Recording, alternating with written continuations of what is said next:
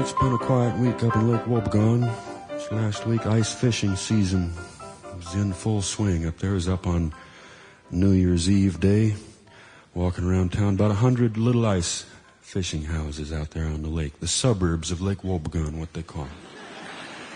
Walking down the street, I could hear guys out there laughing. Couldn't hear what they were saying, just hear laughter out there in the dark, out on the lake.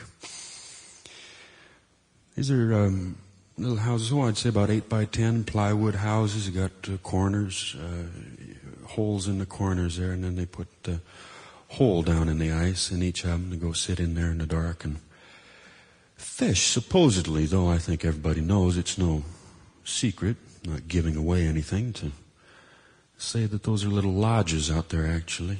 It's where guys go to be by themselves or to be with other guys. And to get away from, to get away from women would be the frank truth of it. I remember the first time I went, I was about 14. My Uncle Ralph took me with another uncle and some of the cousins. Came by, picked me up about 8 o'clock in the evening, said, "Fish are biting good. Do we want to go out there and spend the night out there and catch a bunch?" And I thought I sort of took him at his word. But then we went out and we sat in the house, lit a fire in the wood stove, and the guys dropped their drop lines down into the holes and kind of forgot about them. Most of the time they were in the water without any bait at the end. You could just see these old guys loosen up out there, sit around, drink coffee, talk, that you couldn't talk back in the house. I remember my Uncle Ralph told me a joke. It was an awfully racy joke for him.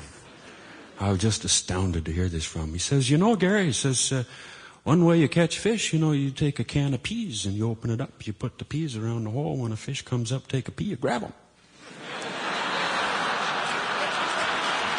Boy, that was some joke. Whew. He never would have said that in front of Aunt Florence. I'll tell you, she wouldn't have stood for such a thing in her house. But it was kind of an honor that he would trust me with that joke. To know, you see, that I could hear him tell that and know that it... Sample complete. Ready to continue?